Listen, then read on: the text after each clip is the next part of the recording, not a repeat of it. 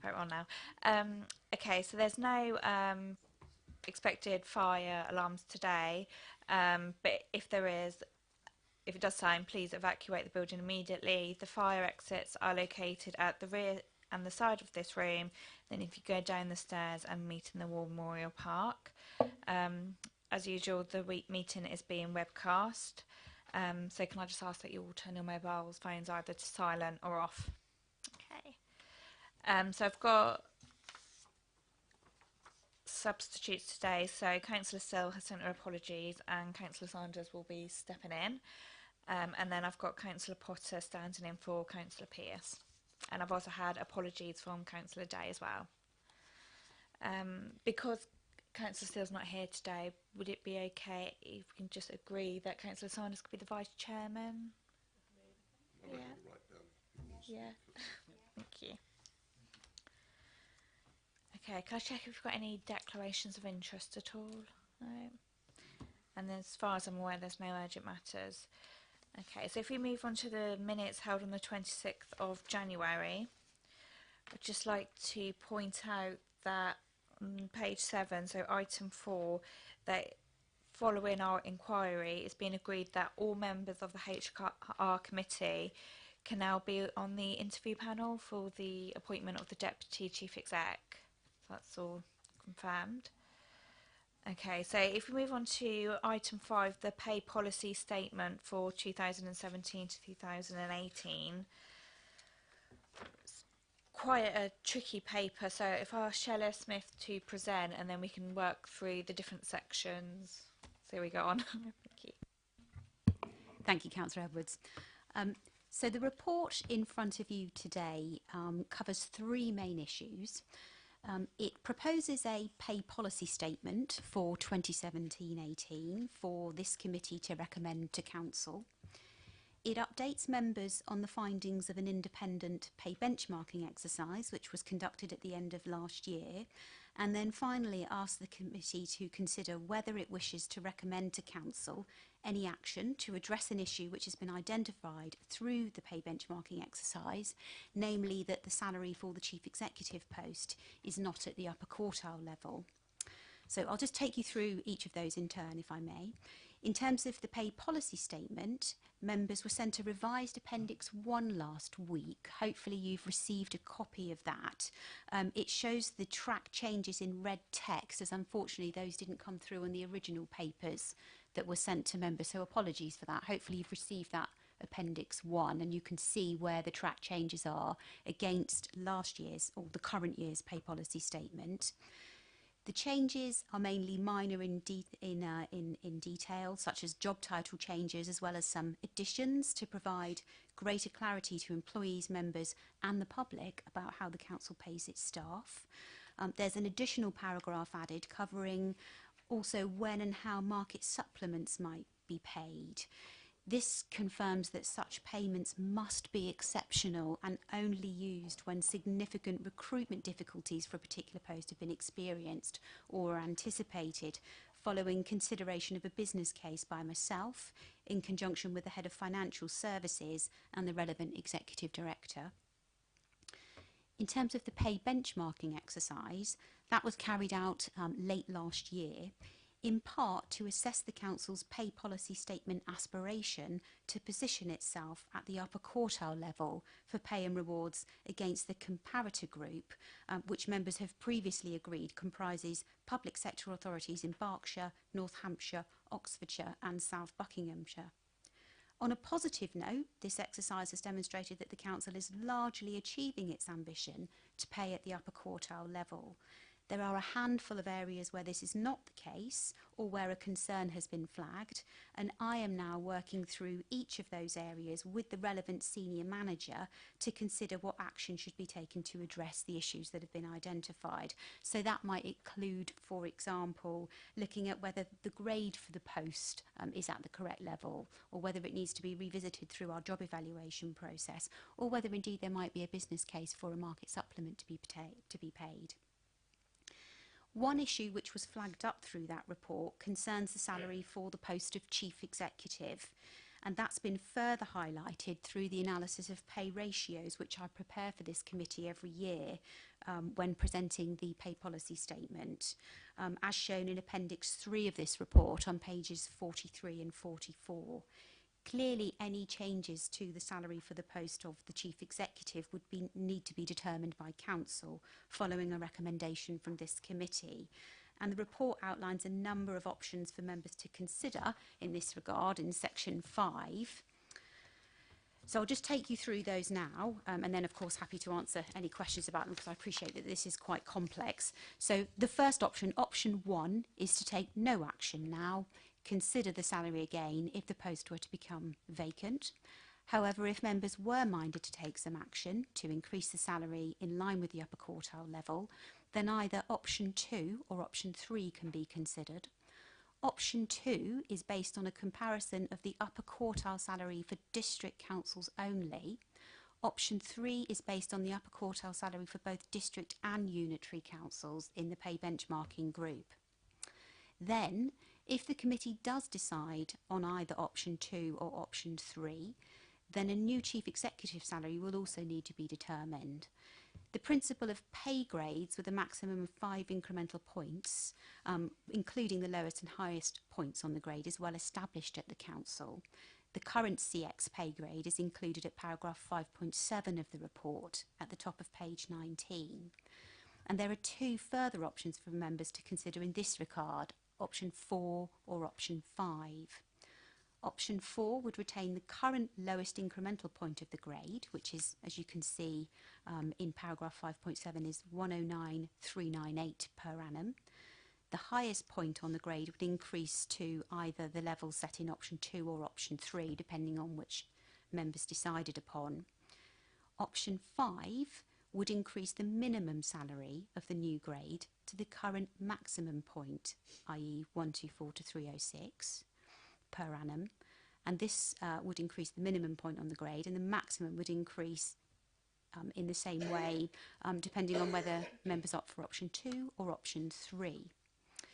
If members do decide to recommend an increase in the CX grade through any combination of option 2 or 3 with option 4 or 5, then the pay policy statement will also be updated to reflect the committee's decision before it is presented to Council on the 30th of March, and I will also circulate it to members of this committee for confirmation of what the committee has decided to put forward.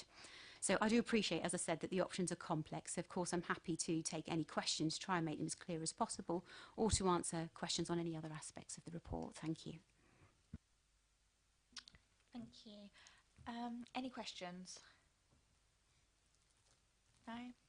Okay, so I think we just work our way through the recommendations. The first one is to recommend the pay policy statement at Appendix 2 to the Council. Are we all agreed on that?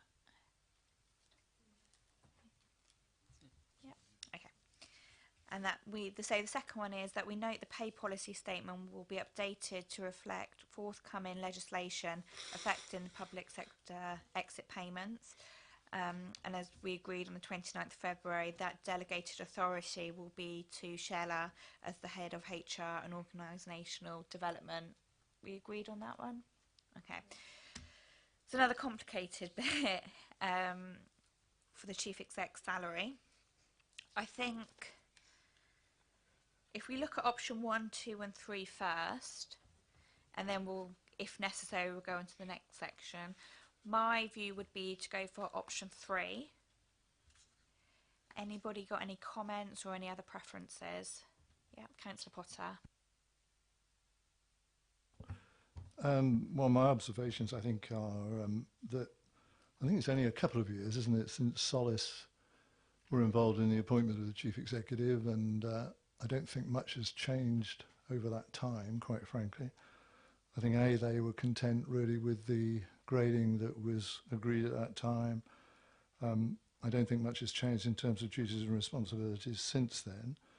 As you said, our latest report, I think, is still content that we do satisfy in a majority of posts the upper quartile comparison that all of us have alluded to in the past.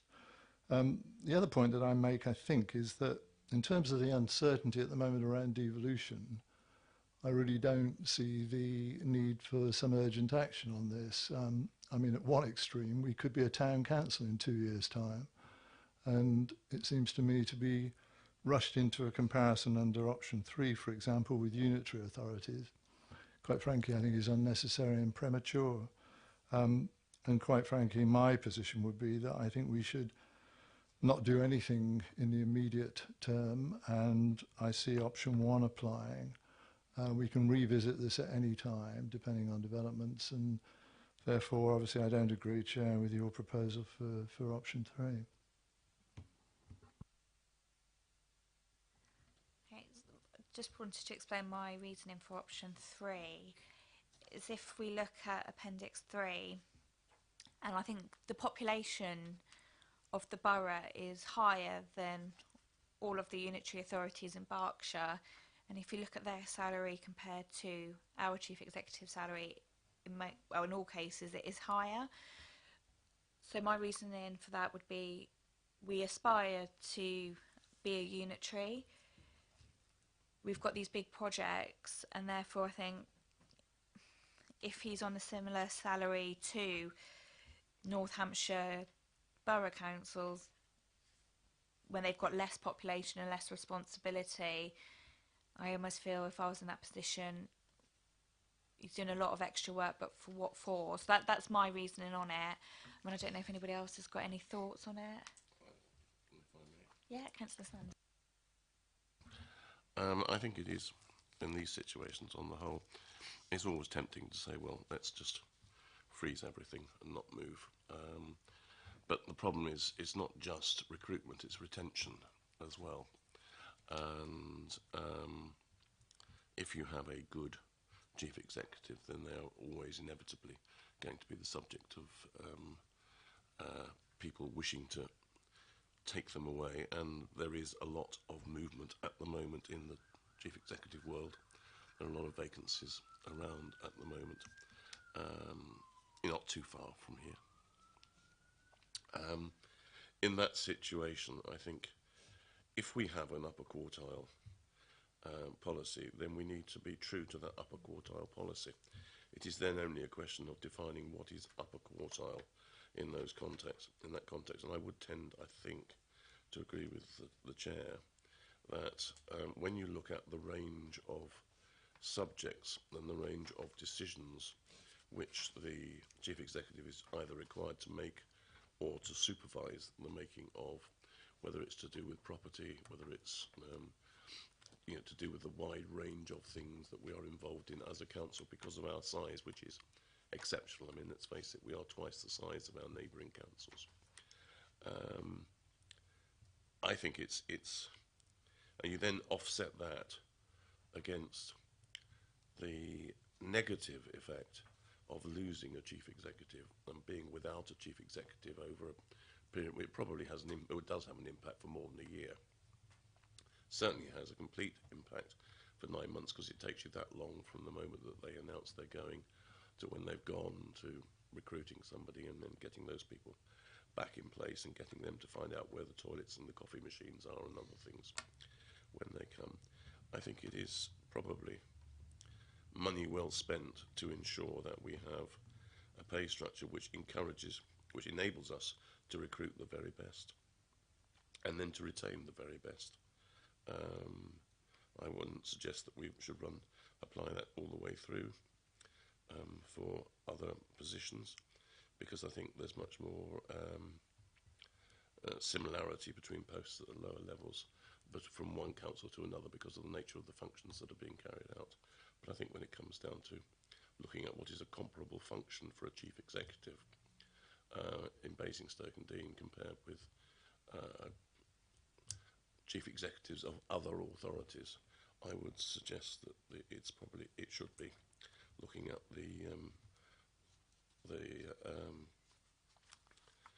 unitary ones as well, remembering, of course, that when you actually look at the size of some of the unitaries, they are themselves smaller than we are, which gives you a clue to some of the scope that they have.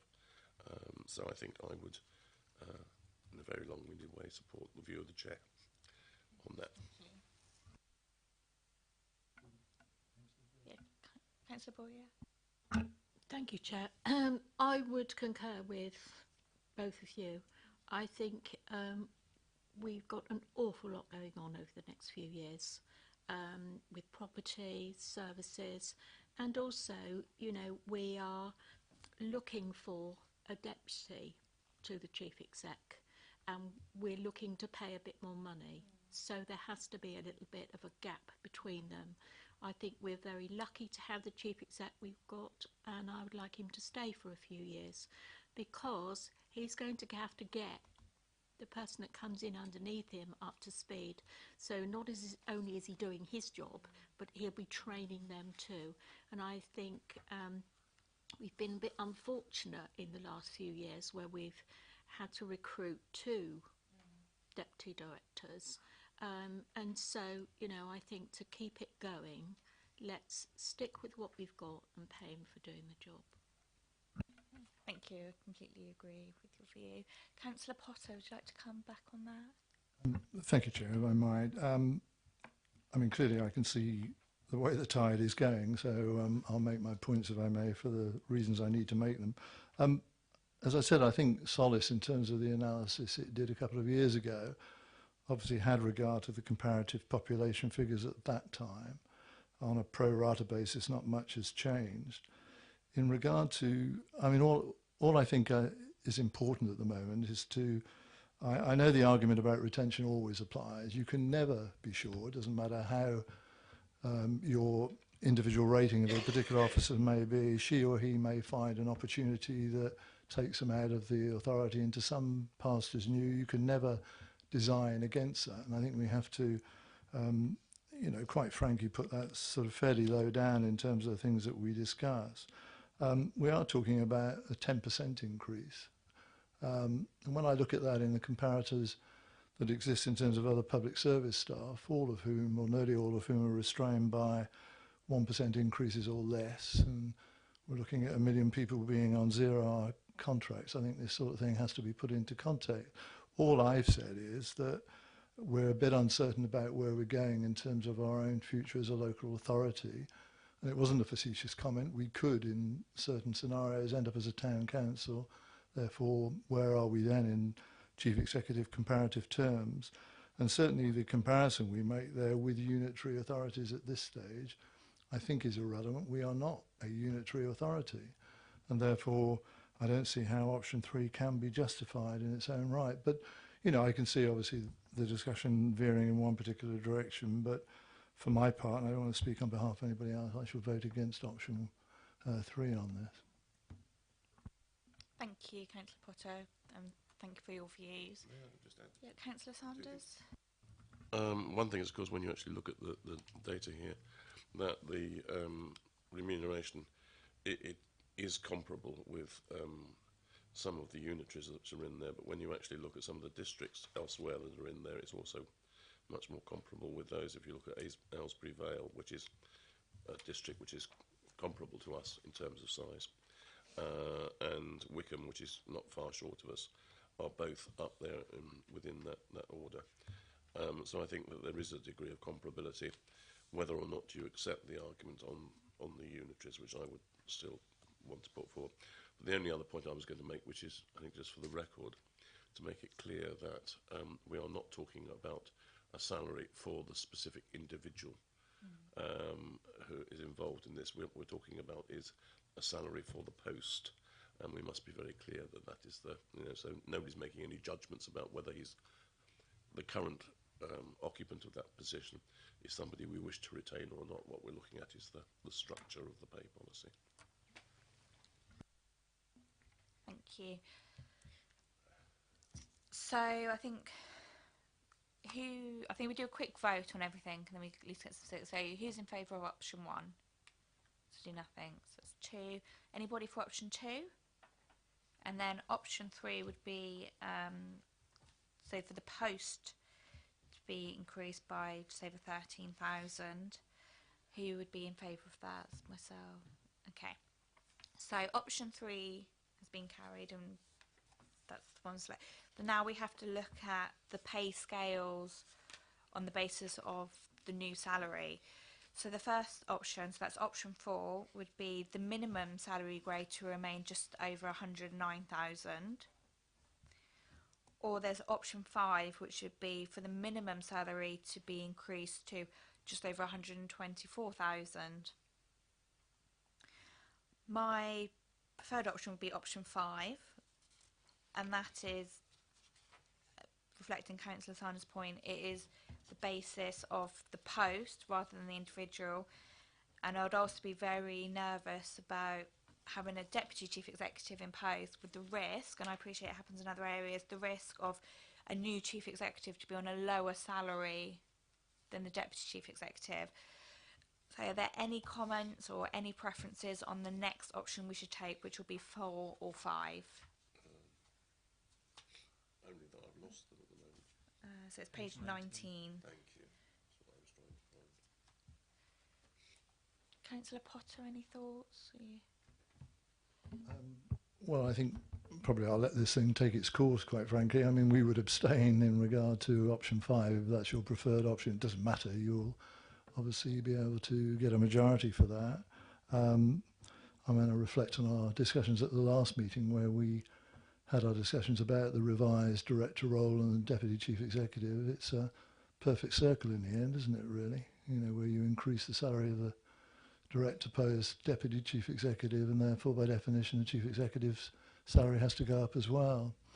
It's perfect world, really, isn't it? Thank you. Thank you.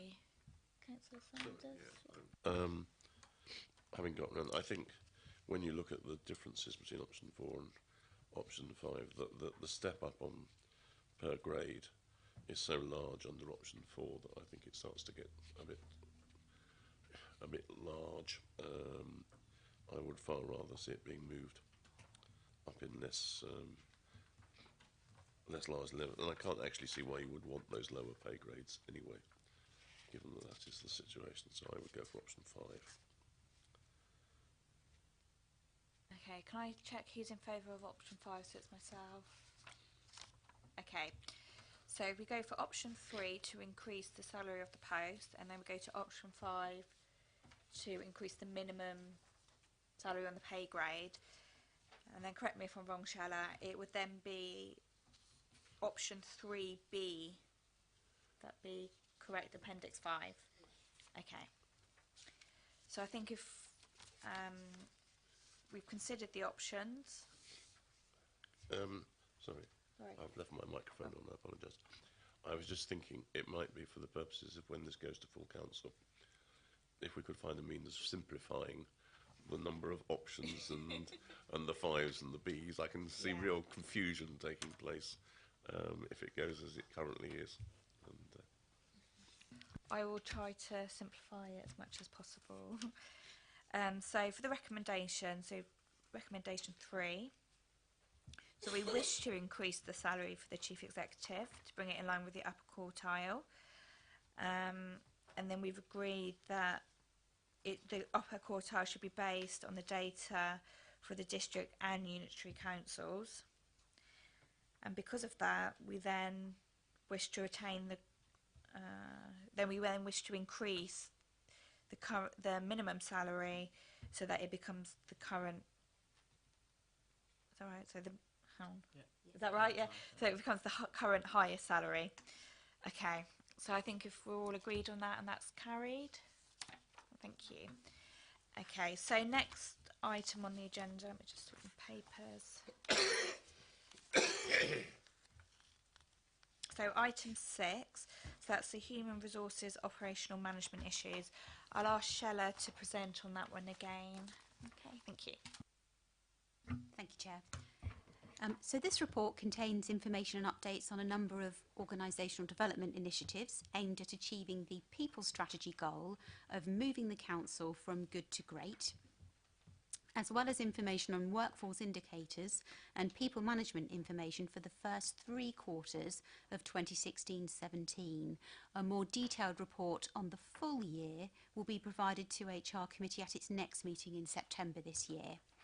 So although this is a mainly data-oriented report, I have included information in section 3 about the leadership and management behaviour framework, and specifically the outcome of a recent exercise to assess how our operational management group managers are performing against the expected behaviours.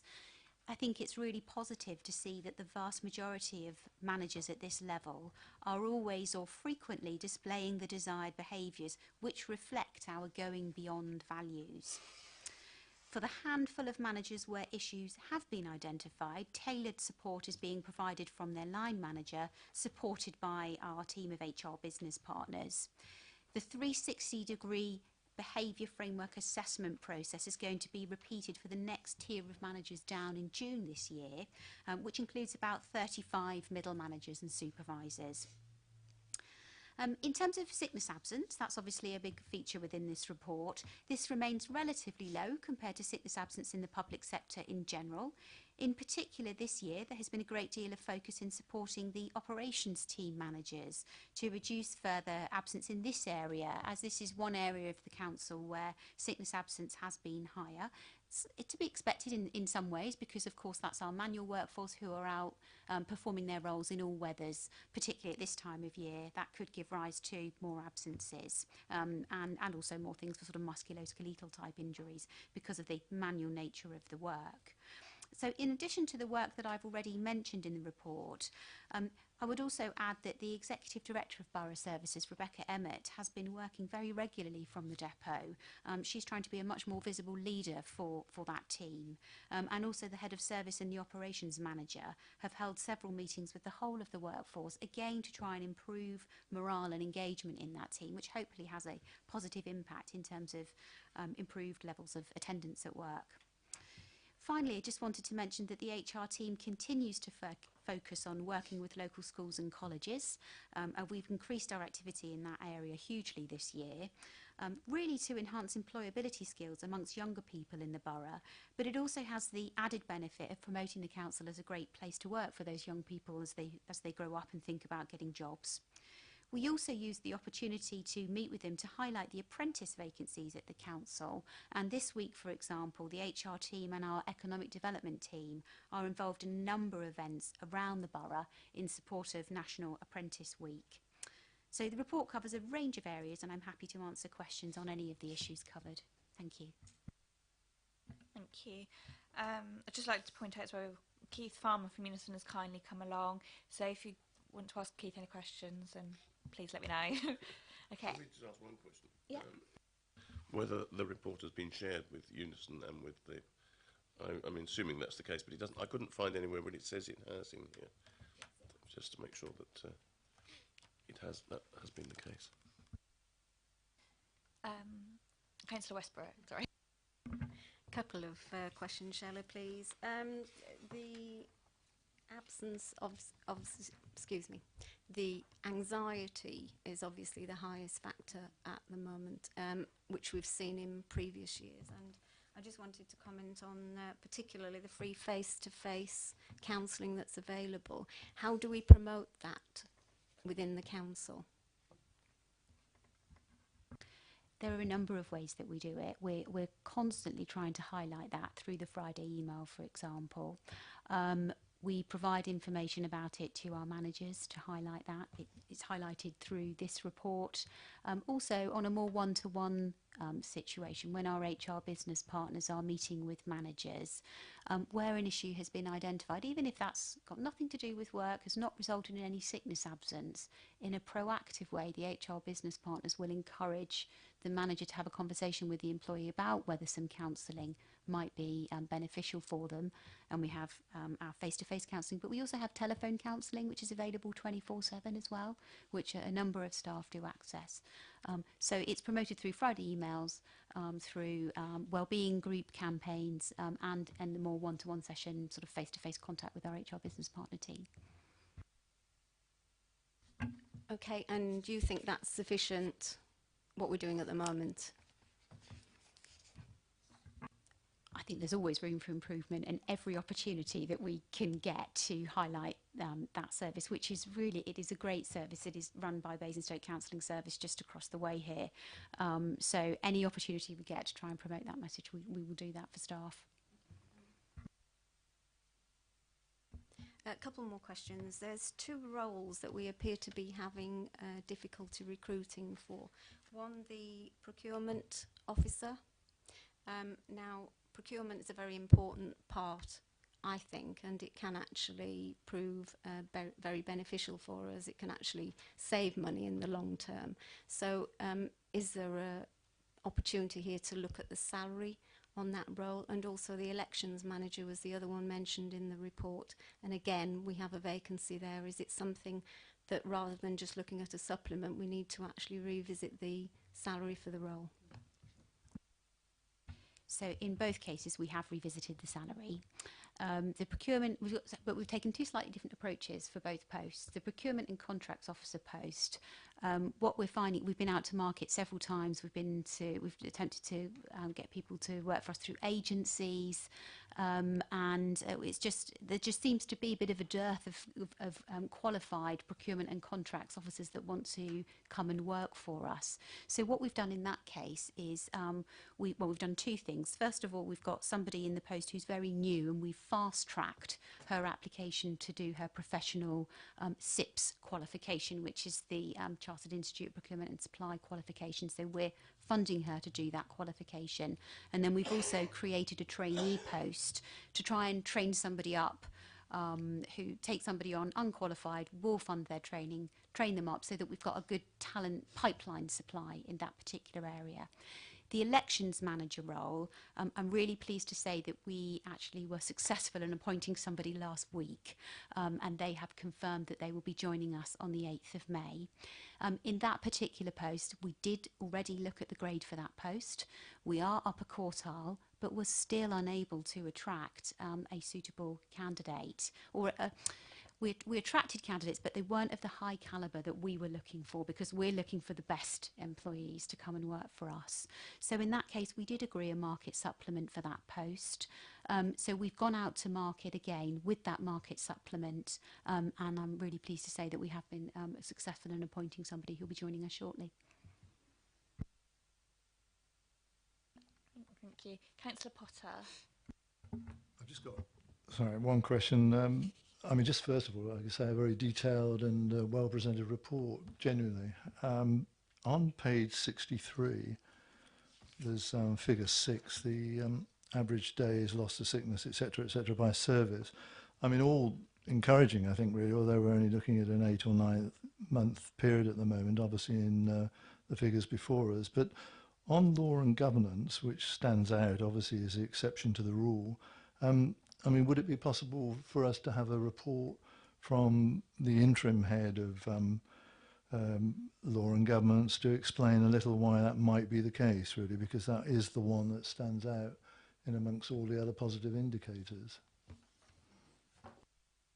Yes, excuse me, I have given a little bit more detail around that in paragraph 4.3. So if you look at the 5th bullet point, over 2/3 of that absence is attributable to 2 individuals. The difficulty with a relatively small team like that, so there's 30 odd people in that team, if we go into too much detail, we are in danger of possibly revealing individual circumstances, and that's always a difficulty with these sorts of reports. So it's trying to find a balance between giving enough information for members to be hopefully reassured that these things are being managed positively and proactively, but also respecting that individuals' confidentiality needs to be maintained, of course. That's partly the reason why we set up the Joint Consultative Committee. So it could be perhaps, if this would be helpful, at the next Joint Consultative Committee, which is in June, we could have an agenda item to explore that in a bit more detail. We could ask the interim head of law and governance to come along to that if that would be helpful. But because that's not a public webcast meeting, we can just give you a little bit more detail around the circumstances of each of those cases, if that would be helpful to members.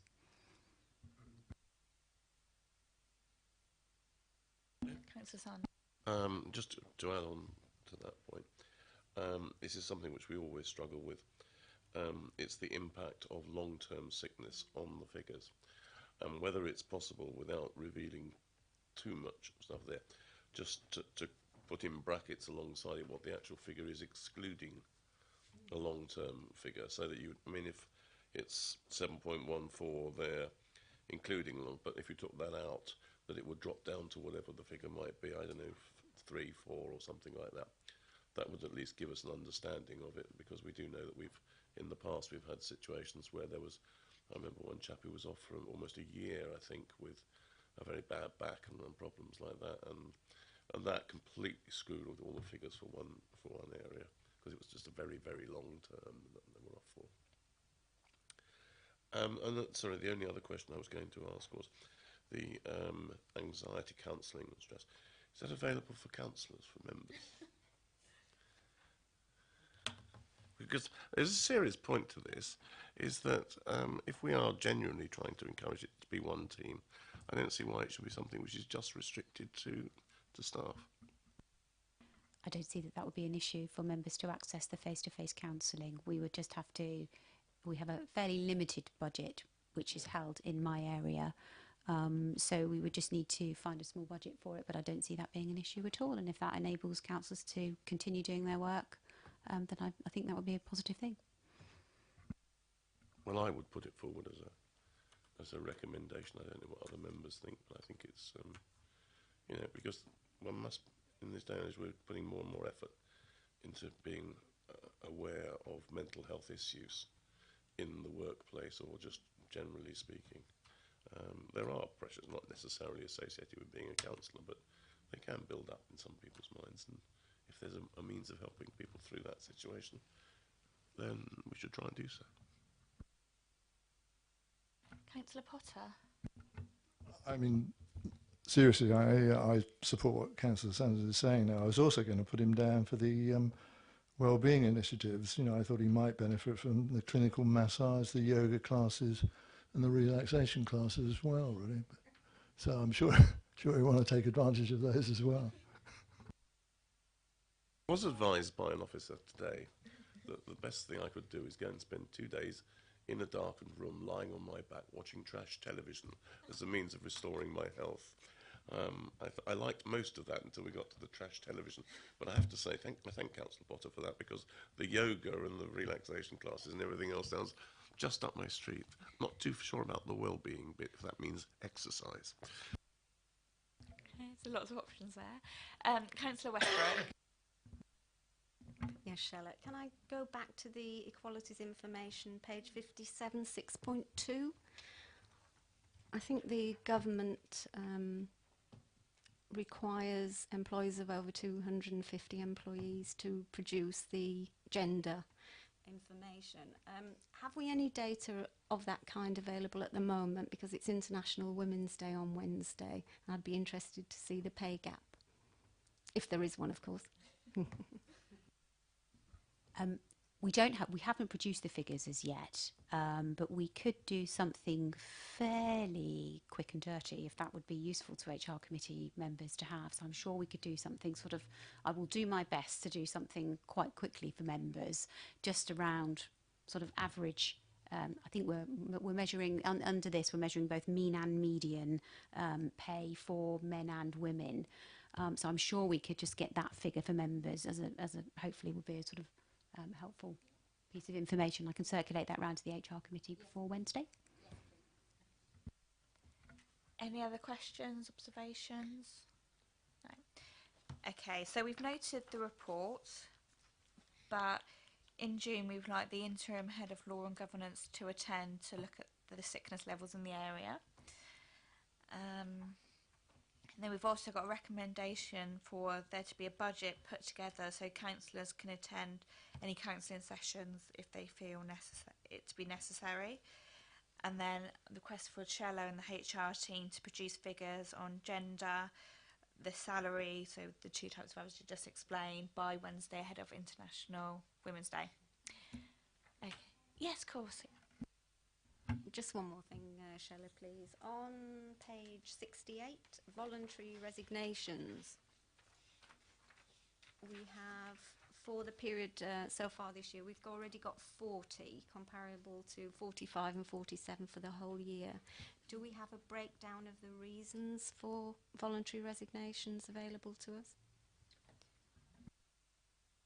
We offer every individual the opportunity of both filling in an exit questionnaire and a face-to-face exit interview with an HR business partner.